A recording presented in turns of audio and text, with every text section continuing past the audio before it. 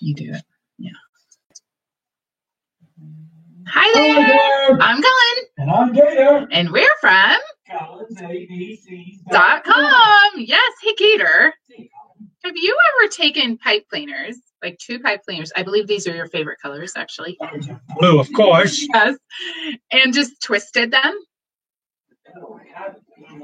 Fingers to do. Oh, good point. So you could take 2 pipe cleaners and just twist them together. It works on your fine motor skills. It's really good. You can twist it all together, however you want. Yes. And then you could make it into a snake.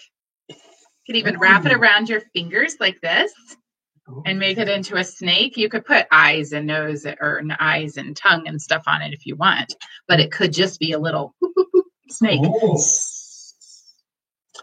I just thought it'd be fun. And you know what, Gator? It is in this week's story. It goes with the story this week in our lesson. So you can take different colors of pipe cleaners and twist them together if you want to make snakes. Wow, that's cool. Yeah. You might have them just laying around at home, so you could do that if you wanted to. Oh, sure. Yeah. So this week's story is the sneaky snake. I don't know if you remember last week, but we kind of left it as a cliffhanger. A cliffhanger? What's that? We left it at the end of this exciting part of the story, and then we just stopped the story right in the middle of it. Okay. Do you remember that, Gator? I do. Yes. You need to go get the lesson. Yes. The Sneaky Snake. Mm-hmm. Go to ColinsABCs.com. Yes. Go to Bible stories. There's all kinds of stories you can download there, including the Sneaky Snake. Yes. And people use them at home, in schools, and at churches. Yes. So go get it. It's free forever. All right, let's get into the story. Okay, we're going to get the story. Kind of a long story, Gator. So we have to put on our good listening ears. We'll do the story, the questions, the prayer after that, and we're going to get going. Okay? Let's do it. Oh, here we go. It's like a 2-pager. Okay, so the name of it is Sneaky Snake. Adam and Eve lived happily together in their beautiful new home in the garden, and everything was perfect for a while until the day that everything went wrong. Woo! God had a horrible enemy. His name was Satan.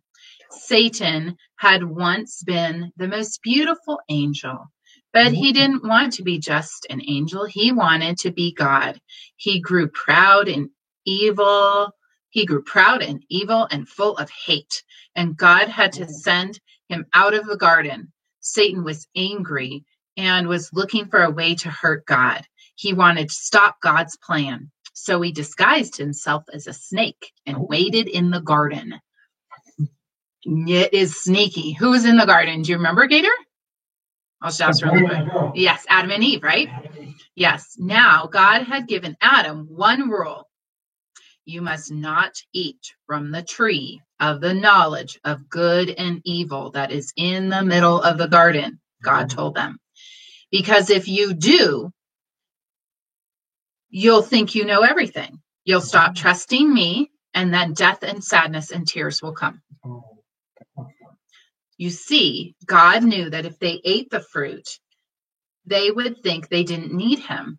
But God knew there was no such thing as happiness without him, and life without him wouldn't be life at all. As soon as the snake saw his chance, he slithered silently up to Eve. Does God really love you? The serpent whispered. Serpent, is another name for snake. Oh, okay.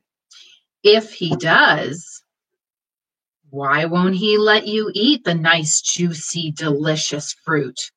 Poor you. Perhaps God doesn't want you to be happy. Eve said to the snake, we may eat fruit from the trees in the garden, but God did say, you must not eat fruit from the tree that is in the middle of the garden, and you must not touch it or you will die. The snake said, you will not certainly die. God knows that when you eat from the tree, your eyes will be opened and you will be like God. The snake continued to say, trust me. One small taste, that's all. And you'll be happier than you ever dreamed. Eve, excuse me, Eve picked the fruit and ate some, and Adam ate some too. And a terrible lie came into the world. It would never leave. It would live in every human heart, whispering to every one of God's children, God doesn't love me. Adam and Eve had always been naked, but now they felt naked and wrong, and they didn't want anyone to see them, so they hid.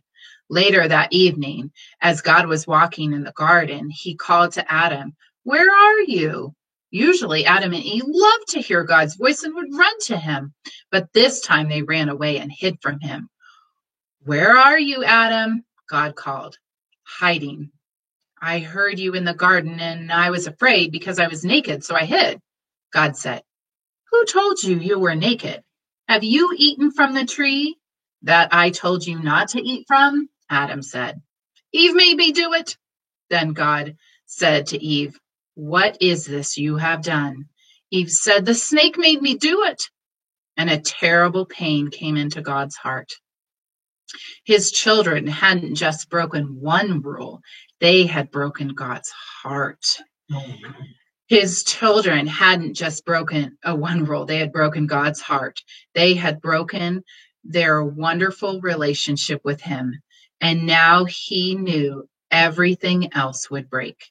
God's creation would start to unravel and come undone and go wrong. From now on, everything would die, and even though it was all supposed to last forever. Sin had come into God's perfect world, and it would never leave. God told the snake, "Because of what you have done, you will always crawl on your belly." God told Adam and Eve, "Because of the choice you made, you will have to leave the garden now." Before they left the garden, God made clothes for his children to wear. No matter what, God would love his children with an always and forever love. Wow, that's a lot. Hey, Make and some choices that they chose to make, right? Adam and Eve chose to make. Yeah. So let's do some questions. And if you guys want to, you can type in your answers into the chat, and Gator's going to answer some questions too. Okay. Okay, here we go. What are the names of the two people in the garden? Adam and Eve. Adam and Eve, that's right. That was fast. Yes.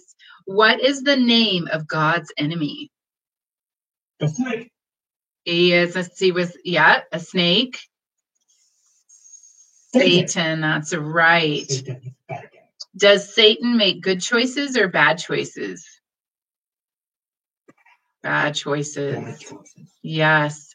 What was the one rule that God told Adam and Eve not to do? What was the one thing he said? Don't eat the tree. Yes, the tree of the knowledge of good and evil. Yes. Did the sneaky snake tell Eve that she could eat the fruit God told her not to eat? Did that snake come along and say, "You can do it. It's okay. You can go ahead. You can do that." Yes. Mm-hmm. Yes. Yes. Did Eve eat the fruit? Yes, she sure did, didn't she? Did Eve listen and obey God? No way, Jose. Did Adam have some too, even though he knew he wasn't supposed to? Yes, he did. Once they ate the fruit, did they hide in the garden? Yes, they did. Who were they hiding from? Do you remember in the story who they were hiding from? Once they ate that fruit, they felt ashamed, and they hid from who? They hid from God. They hid from God. That's right. Did God find them? Yes. Yes, he sure did. Did God think they made a good choice or a bad choice? A bad choice. That's right.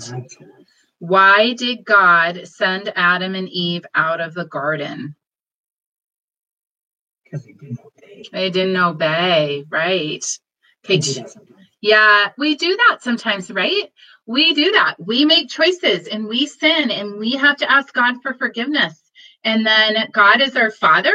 And like your mom and dad, sometimes there are consequences for our actions, right? And so that's what God does with us as well. Did God still love them even though they made a bad choice? Yes. Yes. Yes. And does God still love you even when you make a bad choice? Yes, he sure does. He sure does. So let's do a prayer. There's so many things packed into this lesson. And you guys as parents, you can talk a little bit more about that with your kids as well. But I mean, there's so many things, you guys, right? Like we made bad choices all the time. We sin. We make a bad choice. We ask for God for forgiveness. The person that we sinned against, we ask them for forgiveness. And we can pray about it and talk about it together. And you know what? The best thing is that God will always forgive you. No matter what you do, it doesn't matter. It could be something really little or it could be something really big. It's all the same in God's eyes.